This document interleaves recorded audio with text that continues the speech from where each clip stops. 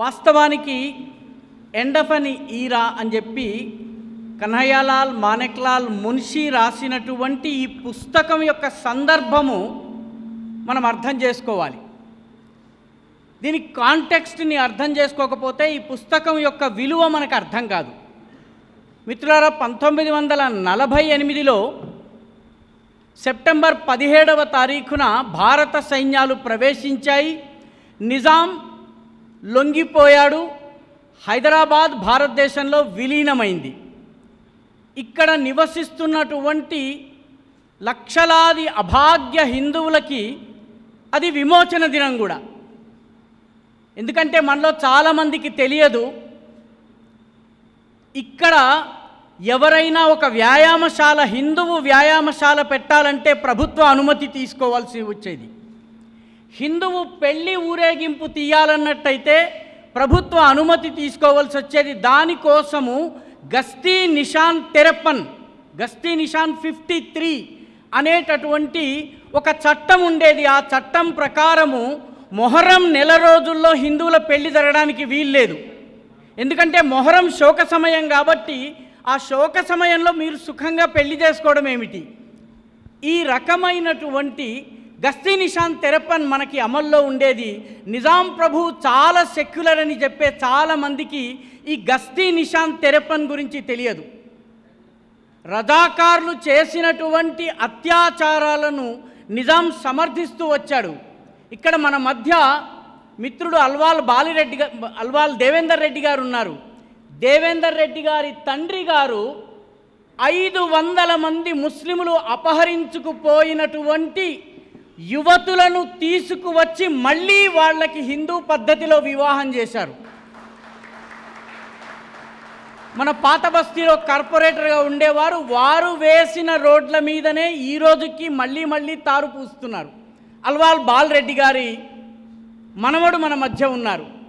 కాబట్టి నిజాం ప్రభుత్వం చాలా సెక్యులర్ అని, నిజాం హిందువులు ముస్లింలు 2 కళ్ళని చెప్పారంటే దాన్ని నమ్మడానికి వీల్లేదు. ఎందుకంటే సర్దార్ పటేల్ దగ్గర ఇదే పెరేడ్ గ్రౌండ్స్లో సరెండర్ సమారోహం జరుగుతున్నప్పుడు నాకు హిందువులు ముస్లింలు 2 కళ్ళ లాంటి వాళ్ళని 1 సారి 2 సార్లు 3 సార్లు నిజాం చెప్పిన తరువాత పక్కనే ఉన్నటువంటి ఆయన సెక్రటరీ అయినటువంటి మెనన్ దగ్గర నుంచి ఒక చిన్న స్లిప్ తీసుకొచ్చారు సర్దార్ పటేల్ గారు.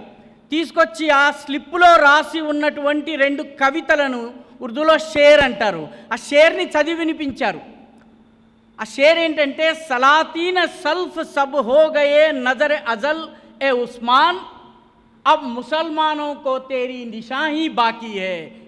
ఓ ఉస్మాన్, ఘనత వహించినటువంటి మీరు ఉస్మాన్ అలీ ఖాన్, ఇస్లాం యొక్క సామ్రాజ్యాలన్నీ ధ్వంసమైపోయినాయి, గతం గోతాములో పడిపోయినాయి. ఇప్పుడు మిగిలినది ముస్లింలకు మిగిలిన ఏకైక రాజ్యము అబ్ ముసల్మానో కో తేరీ హీ నిషా బాకీ హే, నువ్వు మాత్రమే చిన్నము అని చెప్పన్నాడు. రెండవ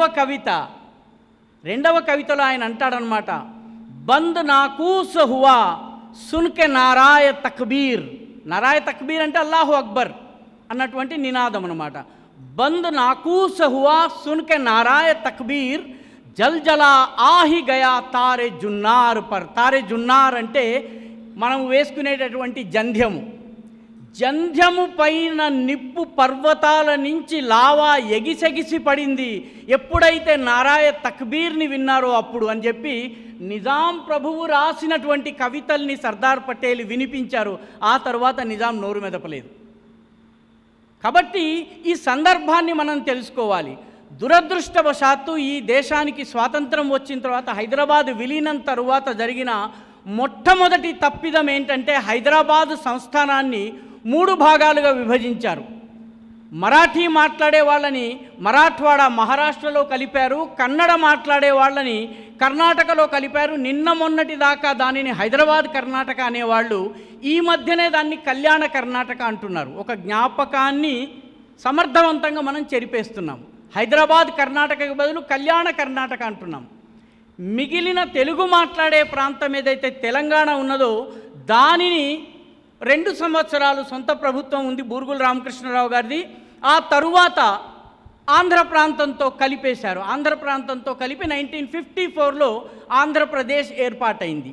ఈ రకంగా తెలంగాణ చరిత్రను, నైజాం వ్యతిరేక పోరాట చరిత్రను, నైజాం అత్యాచారాల చరిత్రను 3 ముక్కలు చేసేశారు. 3 ముక్కలు చేయడం వల్ల దిస్ ఫ్రాగ్మెంటెడ్ హిస్టరీ వల్ల జరిగింది ఏంటంటే మన జ్ఞాపకాలు చెదిరిపోయినాయి. ఇక్కడి నుంచి కేవలము 200 కిలోమీటర్ల దూరంలో గోర్టా అనే గ్రామం ఉంటుంది కర్ణాటకలో. గోర్టా గ్రామం మీద రజాకార్లు దాడి చేసినప్పుడు 250 మందిని తగలబెట్టేసేశారు. 250 మంది చేసిన పాపం ఏంటంటే వాళ్ళు ఆర్య సమాజీలు. తెలంగాణలో ఉన్న వాళ్ళకి గోర్టా గురించి తెలియదు, ఎందుకంటే అది కర్ణాటక హిస్టరీలో అంతర్భాగం. మన నిజామాబాదులో త్ర్యంబకరావు ఫాటక్ అనేటటువంటి దత్తాత్రేయ నాయక్ అనే 2 కుర్రవాళ్ళు ఉండేవాళ్ళు.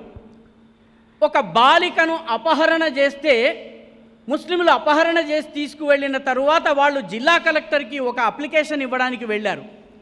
అప్లికేషన్ ఇచ్చి ఇంటికి వచ్చిన తర్వాత త్ర్యంబకరావు ఫాటక్ని భార్య అడిగింది, ఏం చేసి వచ్చావని. ఇలా హిందూ మహిళని, యువతిని అపహరించినందుకు నేను ఇదిగో నీకు ఈ పిటిషన్ ఇచ్చొచ్చానని చెప్పాడు. అప్పుడు ఆ భార్య తన మంగళసూత్రాన్ని తెంపి, దీన్ని అమ్ము, దాంతో తుపాకీ కొను, ఆ నిజాం సైనికుల్ని రజాకార్లతో పోరాడు అని చెప్పింది. మన నిజామాబాద్ జిల్లా సంఘటన ఇది. నిజామాబాద్ జిల్లాలో త్ర్యంబకరావు ఫాటక్ తుపాకీలు నాసిక్ నుంచి తీసుకొచ్చి రజాకార్ల మీద యుద్ధం చేస్తాడు, జైల్లో ఉంటాడు ఆయన. ఇక్కడికి కొద్దిపాటి దూరంలో జోగిపేట ఉంది. సిద్దిపేట దాటగానే మనకి జోగిపేట వస్తుంది. జోగిపేటలో బసవ మానయ్య అని ఒక వ్యక్తి ఉండేవారండి. ఆయన జోగిపేట ఫస్ట్ మున్సిపల్ చైర్పర్సన్. ఇక్కడ జోగిపేట వాళ్ళు ఎవరన్నా ఉంటే మున్సిపల్ ఆఫీస్లో ఆయన ఫోటో ఉంటుంది. మొట్టమొదటి చైర్పర్సన్గా ఆయన పేరుంటుంది. ఆయన ఎన్నికల్లో పోటీ చేస్తే నెహ్రూ గారు జోగిపేటకి వచ్చి 1954లో ప్రచారం చేసి, ये मानయ్య पागल है, इसको हराओ, इसको मैं पागल खाने में बंद करूँगा అన్నాడు. మానయ్య గనక గెలిస్తే నేను జోగిపేటలో పిచ్చాసుపత్రి కడతానన్నాడు. మానయ్య గారు చేసిన పాపం ఏమిటంటే, రజాకారులు ధ్వంసం చేసినటువంటి సదాశివపేట మార్కెట్ని పునరుద్ధరించి మళ్ళీ వ్యాపారాలు స్టార్ట్ చేయించడం ఆయన చేసిన తప్పు. ఎన్నికల్లో బసవ మానయ్య గారు విజయం సాధించారు. బసవ మానయ్య గారు విజయం సాధించిన తర్వాత ఆయన నెహ్రూ గారికి ఫోన్ చేశారు, నెహ్రూ గారు మా జోగిపేటలో పిచ్చాసుపత్రి ఎప్పుడు కట్టిస్తారు అని. మిత్రులారా, ఈ సందర్భము మనం ఎందుకు మర్చిపోతున్నామంటే 3 ముక్కలైపోయింది చరిత్ర. పర్యవసానంగా దాని సమగ్ర రూపం మనం మర్చిపోతున్నాము. దానివల్ల ఏం జరిగింది? ఆర్య సమాజ్ చేసినటువంటి పోరాటము ఆర్య సమాజ్ వాళ్ళు వేరుగా రాసుకున్నారు.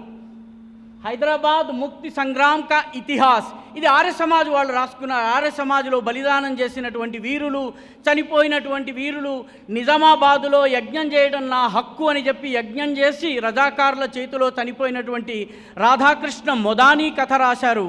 బీదర్ జైల్లో చనిపోయినటువంటి శ్యామ్లాల్, ఆయన పేరిట శ్యామ్లాల్ బిల్డింగ్ బేగంపేటలో ఉంటుంది, ఆ శ్యామ్లాల్ గారి కథ రాశారు. ఆ కథ ఆర్య సమాజ్ పుస్తకాలకే పరిమితమైంది మిత్రులారా. అదేవిధంగా వెల్దుర్తి మాణిక్యాలరావు గారు హైదరాబాదు సంస్థానంలో స్వాతంత్రోద్యమం అని పుస్తకం రాశారు. తెలంగాణ తప్ప మహారాష్ట్ర గురించి కానీ కర్ణాటక గురించి కానీ వీరు రాయలేదు. ఇది మన దురదృష్టము.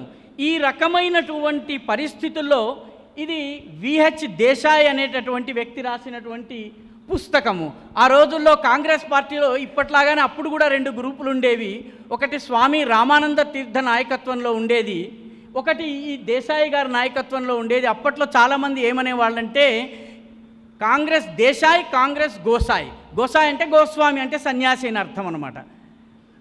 ఆయన వందే మాతరం టు జనగణమన అనే పుస్తకం రాశారు. దీన్ని కూడా భవన్స్ వాళ్ళే ప్రచురించారు. ఆయన కూడా భవన్స్ సంస్థతో పనిచేసినటువంటి వ్యక్తే. వారు తనకు తెలిసినటువంటి చరిత్రను తన వర్షన్ని ఇచ్చారు. రామానంద తీర్థ గారు తన ఆత్మకథను రాసుకున్నారు. పండిట్ నరేంద్రజీ ఆర్య సమాజ్ యొక్క మహాయోధుడు, జీవన్ కే ధూప్ ఛావ్ మే అని తన వర్షన్ మాత్రమే రాసుకున్నాడు.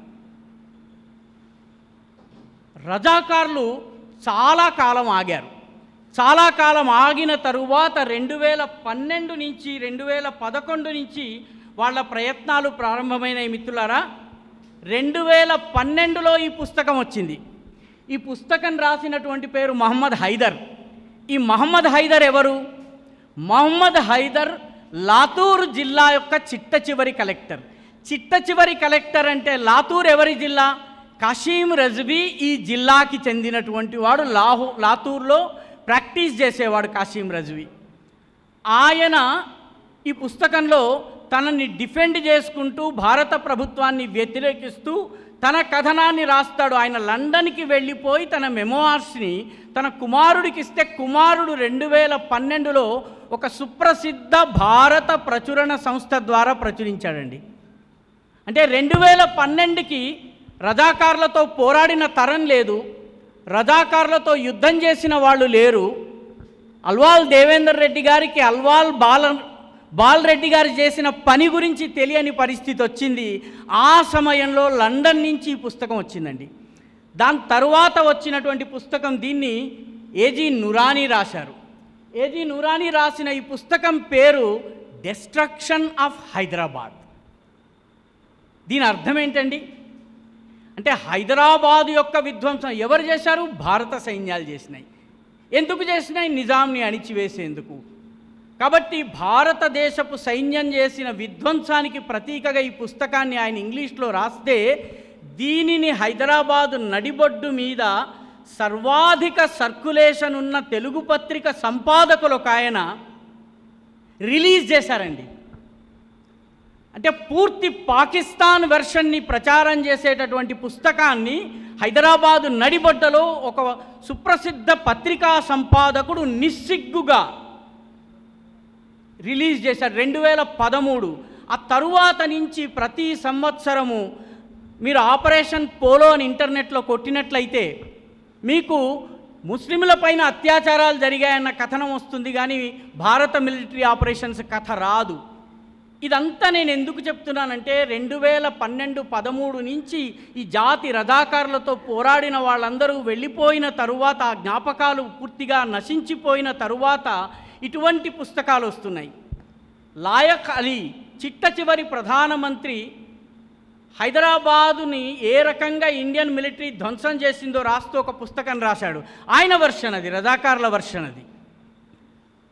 ఆ పుస్తకాన్ని భారత ప్రభుత్వం బ్యాన్ చేసింది.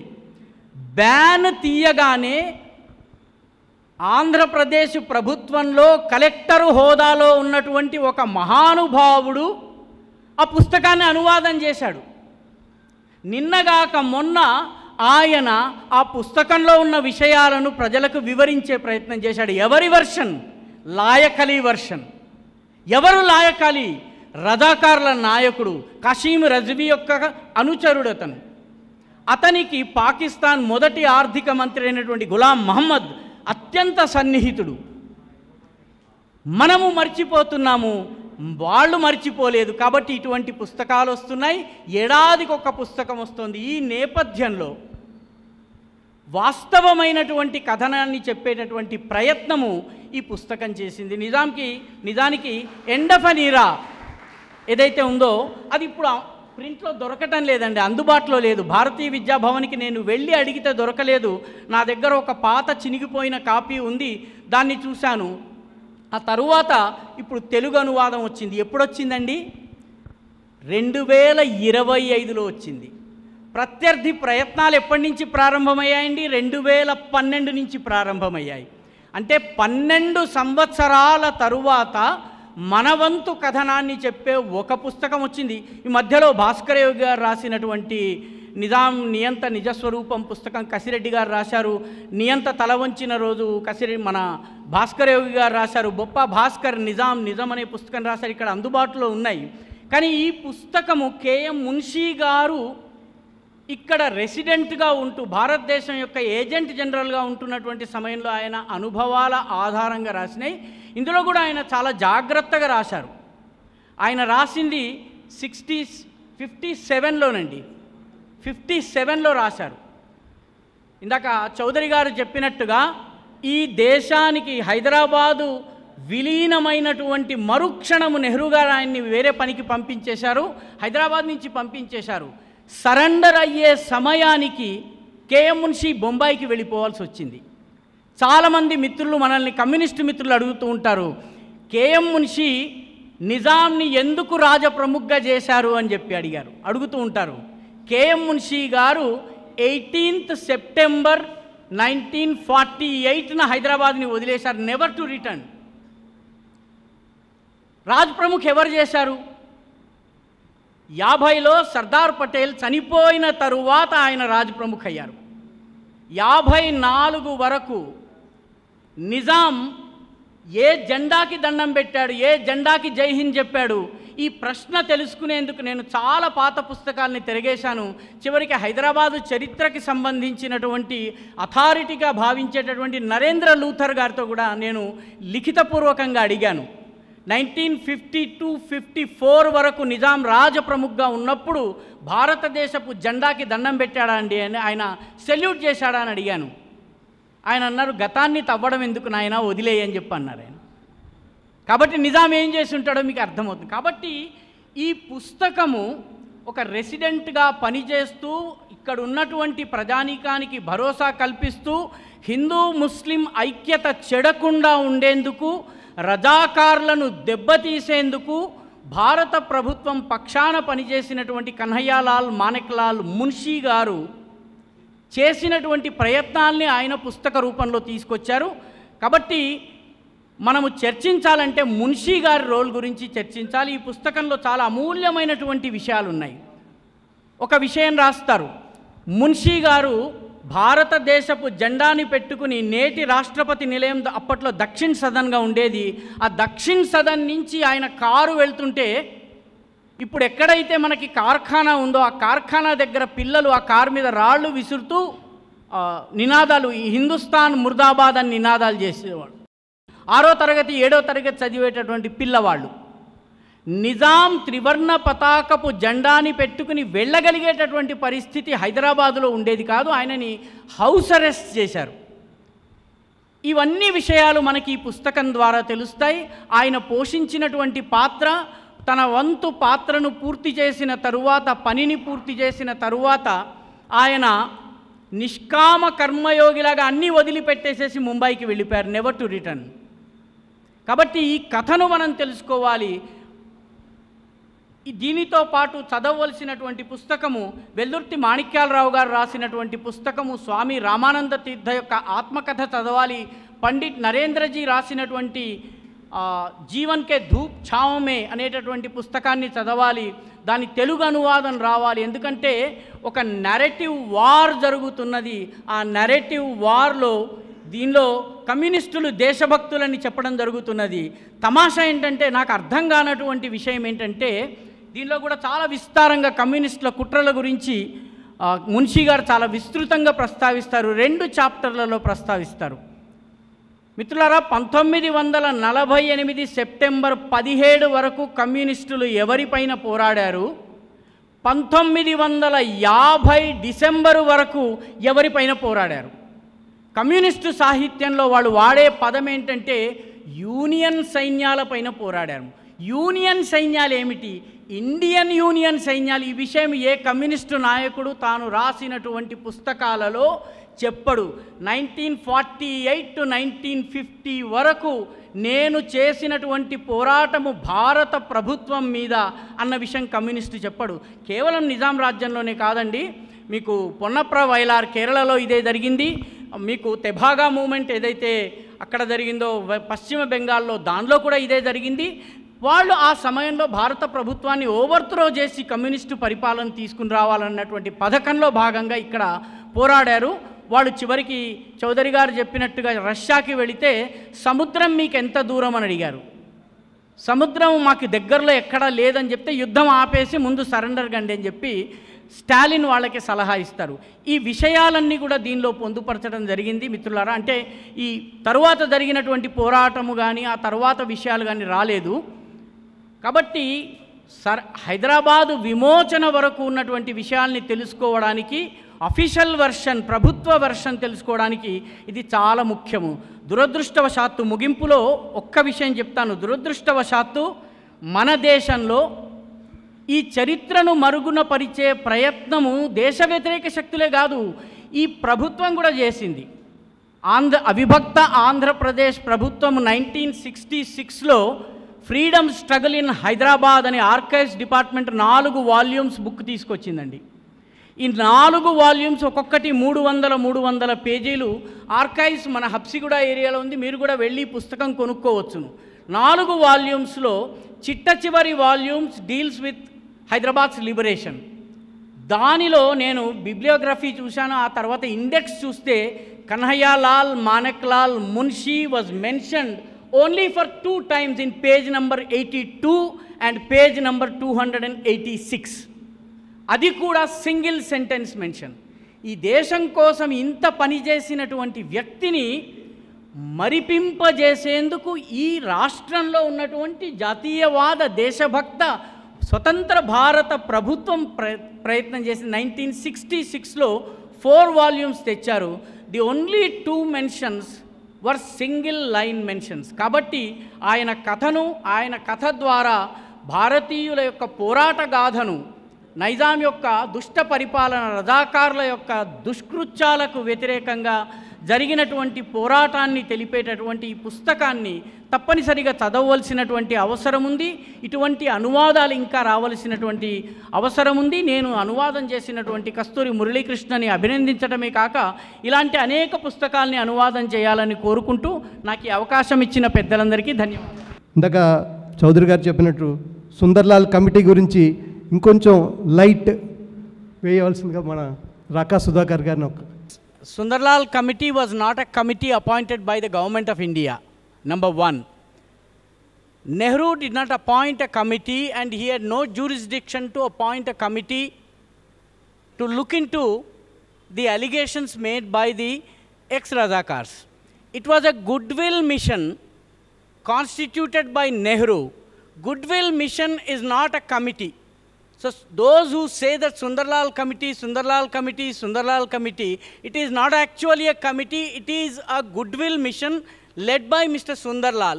Second and more importantly, I read the biography of Mr. Sundarlal.